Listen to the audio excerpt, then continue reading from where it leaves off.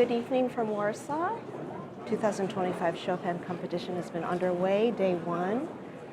Welcome, good evening. My name is Rachel Naomi KUDO. We are in the evening session for the Chopin talk. And our guest tonight is none other than Bruce Liu, our first prize winner from the 2021 Chopin competition. Bruce, thank you so much for being with us. Hi. We enjoyed your phenomenal performance last night, not just of the Bach Concerto for four pianos, but also of your Saint-Saëns Fifth Concerto. It was spectacular. I think the audience was just so grateful for your thrilling performance. So what a return! How does it feel to be back in Warsaw?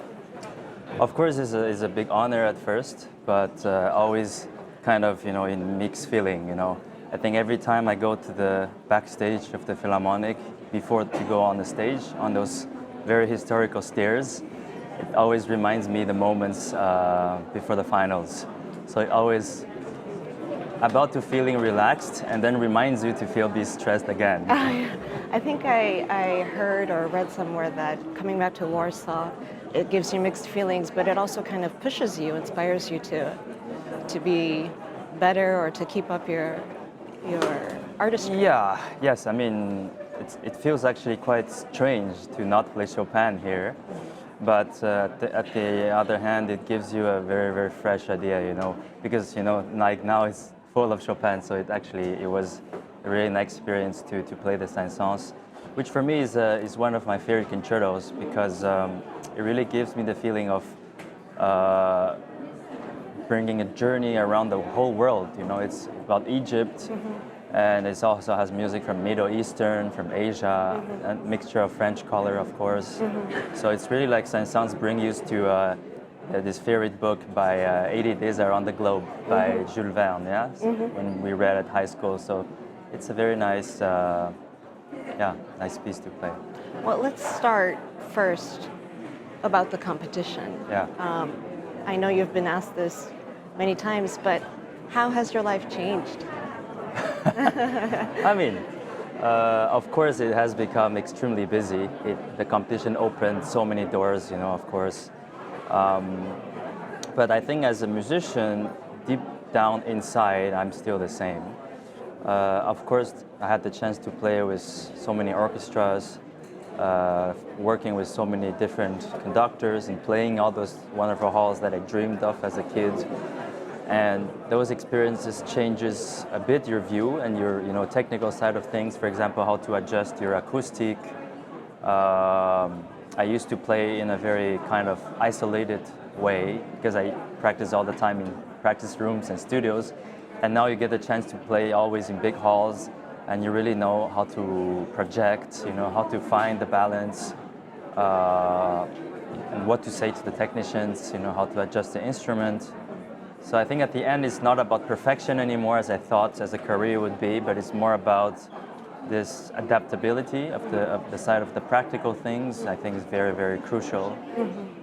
Well, you touched on a very interesting point because I also remember, and I think for many of us, practicing in practice rooms that are so small and acoustics are dead, and then of course the instruments are different. But I mean, what is amazing, of course, about your artistry is that you are so nimble, and all the fingerwork is crystal clear and it's beautiful. You're making colors, but at the same time, like you said, your sound carries. I was sitting in the very end of the hall yesterday, but I could hear everything you were doing, even with the orchestra. And one thing you mentioned, how you had to figure that out as you perform and tour. Yeah. You mentioned to me also something about you've changed recently in the last year. As we saw last night, actually, you were performing with a chair with a back. So tell us about that. I'm not that old yet, No, but I mean, of course, we know legendary pianists like Radu Lupu, let's say, who have done that before. Yeah, I think it's quite rare, but for me, it's I actually don't remember where it started, and it's really not even in the practice room. It started straight away from a concert. I think the first time was because that venue didn't have a bench, and they gave me a chair. It didn't have the normal bench. Piano bench. Yeah. Okay. So they gave me like a chair, and I just fall in love with it. And then I started to experiment. I say, why did I like it? You know, I find some reasons. I think there's a two side of things. There's the mental side of things and there's the technical side of things. The mental side is that it gives you comfort and you really feel like you're playing at home. When I have like a cushion and a chair, I feel like I'm just sitting in my sofa at home. And on stage, I just feel very relaxed. And the other side is that I have a very kind of, sometimes I like to kind of lean a lot towards the front. And for a long period of time, it can give you a kind of very kind of curved back, yeah? So the chairs just always reminds me to be more straight. And, yeah, and also easier to make a round sound. And I thought it was so interesting that when I asked you, does it feel more different when you use that chair when you play recitals versus with orchestra? You said actually more with orchestra you feel the difference because it gives you, maybe it reminds you to breathe. Because probably I can actually rest during the tutis like this, okay. you know. I see. You grab some water, a drink while they're rehearsing. Yeah. I see. So, of course, that's so amazing. You're traveling the world. We know your recordings, your albums. You most recently recorded Tchaikovsky Seasons, beautiful, and Waves. We know, and your Bach. I know you've played Bach, recorded Bach, French Suite No. 5, and also, of course, we know your Chopin, and we love it. What are the challenges, you know, between performing and recording? What do you find in this life, you know, that people may not know? Of course, we feel it. You're a superstar. Well, What? I wish I have more gifts, you know. Yes, Bruce would like more gifts. The challenge, I think, you know, as a musician, you have endless challenges. The first thing is that you're never satisfied about what you're doing. You know, You're still a perfectionist. This is unfortunately a pain until the end of your life, but this is also why we do it and we love it. As I said 4 years ago, I think it's still the same. The challenge is to keep this freshness after you have, even now more, after you have played the same concerto for like 40 times or 50 times. How to maintain the love for the piece after such amount of times, you know, and also to balance between the artistic growth and the balance, just the practical side of the things. Personal. Like, you know, I have never imagined that I have to do so many interviews, you know, or dealing with jet lag or having, you know, travel fatigue, you know, and all these things are unfortunately part of the job. So.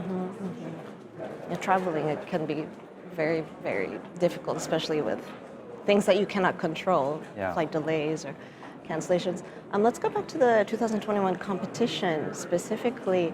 I know there was COVID preceding that, but for you it was kind of a time where it probably brewed your want to be back in front of a live audience, right? To play, to perform for people. And some of the things you were telling me about your mentality during the competition, though, you said at one point that you've never been so analytical in your approach, and I found that fascinating. For example, we know that in your orchestra rehearsal, each finalist, we only get 1 hour to rehearse with the Warsaw Philharmonic and the conductor. And usually people will just run through the concerto, and maybe if there were some trouble spots, you would try to point that out or work on it. But Bruce, you came in before, not even playing through the piece, and you said, I want to work on these spots. You were very, very specific. Yeah, I guess it's the COVID time, you know, give me all the free time to think over again some details, you know, and you just find probably some different ways. No, but I think for me it was like the time was so short, but it was the same for everyone. It's really hard to bring out some details and something that I really want, you know. Otherwise, it just becomes like playing another Chopin concerto. So there's many details I wanted to bring out. So, and especially in Chopin, you know, we have so many personal rubatos, and these are very important for me. So then let's say play over the whole piece to have this sense of safety versus, bring out something kind of risky. Making sure it's your voice. Yeah, I guess. No, but I remember in the first round I was extremely nervous because obviously I haven't played in front of a live audience for more than a year. And suddenly seeing that scene, it feels suddenly you come back to when I was 12 or something, that the first time I was in a big stage with audience, that feeling. So in a way it was scary, but in another way it was really inspiring. That so it reminds me that for whatever music, we should always go back to this very early stage, just to remember how fresh and how primitive it was after working on so many details. Is there is there a favorite performance of your own from the competition? My favorite performance? Yeah. Of myself? Yes. Hell no. No. Okay. Okay. A nice memory, maybe, or. I know that you spoke that you kept yourself quite isolated during that time, during the competition. I can't remember already. Oh. Probably. Yes. I mean, I try to, because the music has to stay pure and very concentrated. And of course, even though you try to isolate yourself, you still hear Chopin everywhere. Yes, yes. Even from your neighbors, the same piece, playing the same piece as you play. And it's very easy to get influenced because everybody plays incredibly well. And there's certain passages you just hear somebody and it's just like a discouragement to yourself, that I have to work on this passage now. So I try to, not get influenced. Yeah. I just received a question from the live chat, if I may ask this. So a viewer is asking, Bruce, if you had the chance to do the Chopin competition again, would you do it? Me? Yes. If I didn't win, I guess. No, I mean, no, probably not. Okay. I Yes and no. I mean, yes too, because it's such a nice experience. But no, because also the process is very painful. But I mean, it's still, it's still a pure ceremony to be here. Yeah. Do you remember when you started to think about the idea of participating for 2021? Obviously, Actually, with quite the COVID. late. Yes, I think around 2 years before. Okay. Yeah, because I never really thought I was a Chopinist. I was playing various styles, and at the end I was just like, why not? Yeah, it was very mixed feeling to participate. I see, I see. Well, obviously, we're very thankful that you participated because we are hearing your beautiful playing. You mentioned working on other composers, and I was very inspired because you said that, of course, Chopin will remain maybe part of your core repertoire, but you are enjoying, for example, the chansons. Yeah. You mentioned French music because you speak French. You were born in Paris. You're residing in Montreal. What else is inspiring to you? I know part of your repertoire now is also Prokofiev, Beethoven. I have to say I love Brahms and Schumann. But sometimes you really leave your true love to a later period of time. Not to touch them too early. But of course, these two are absolutely something that I will try. Well, we'll look forward future. to your, Brahms and Schumann. That would be lovely to hear. Another question from the live chat. Do you have any advice for someone who is inspiring to participate in this competition? I still need advice. But, well, it's very hard, but it's very hard to do, but it's true. But I think it's to not think about the competition too much. To focus on the music, obviously. Being true to yourself, being unique. It's very hard nowadays with social media, but try as much as possible to, not get influenced by all this correct performance, but rather, try out, not say risky, but something that you think is right. And if you think it's right, then just pursue that until the end without trying to get interrupted by different voices. And I mean to eat good food, feeling relaxed, and in my case, I bring my own pillow, so Yes, have a that's good right. sleep. What is this? What is this pillow? It's a harder pillow because It is firmer, yes. firmer. Okay, so that could be one nice thing to make sure you get a good night's sleep wherever you go. Let's see. Can you tell us about your tours after the competition? You traveled with the Warsaw Philharmonic and also. Yeah, so with Warsaw Philharmonic, we did a US tour in Florida. It was very nice because in the competition, it was so fast, everything happened like lightning, you know, don't have so much time to analyze and digest everything. And it's actually nice to connect again with those musicians who basically changed my life. And of course, there was the big tour organized by the Institute, which gave me absolutely no break after the competition. But still, you know, I'm very grateful, of course. Yes, yes. Speaking of, well, not breaks, but being on tour and having performances where you are more or less under some pressure, do you have any rituals or not superstitions, but Rituals. Well, I like to eat, so I do it no matter when.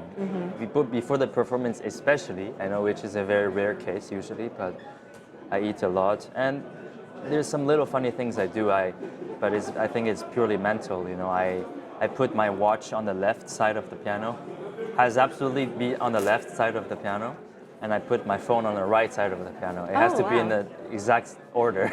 Okay, wow. Yeah. Okay, so you are pretty methodical in that way. Probably only about that, but Okay. What else can we talk about? Would you like to talk about? well, I don't know. It's, there's Garrick, there's Dang, there's Juliana. You have more questions?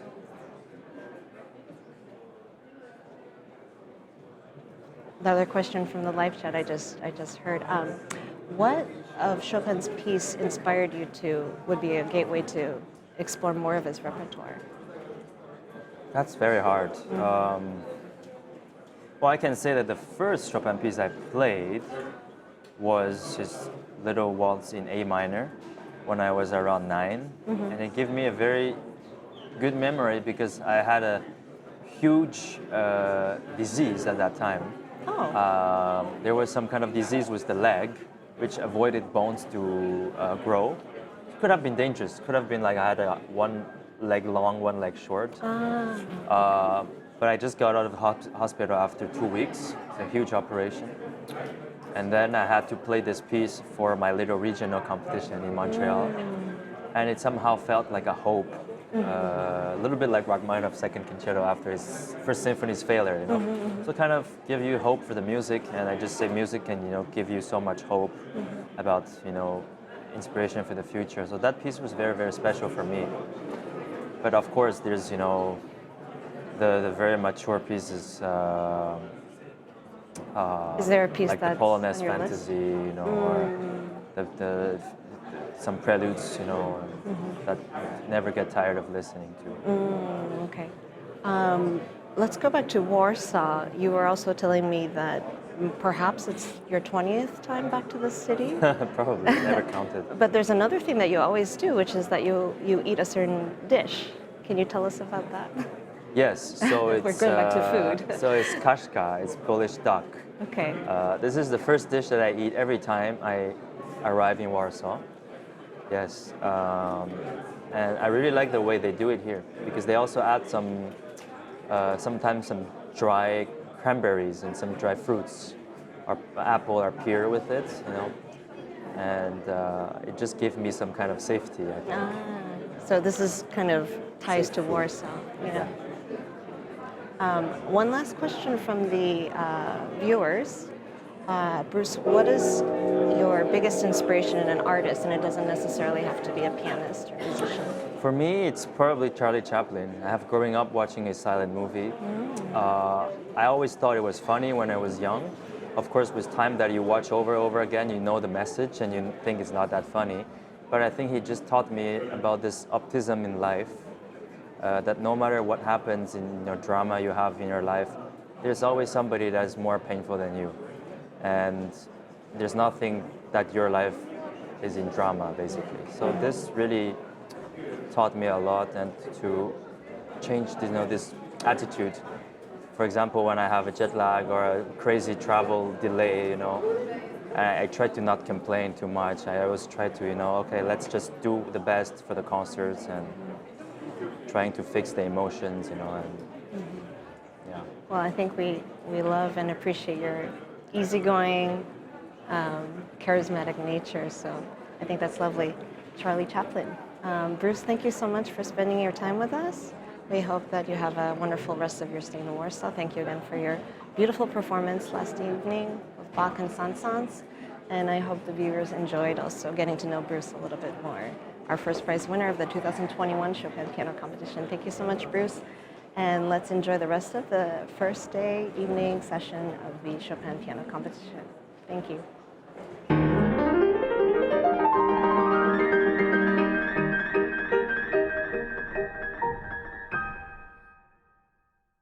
要是说弹钢琴在我生活当中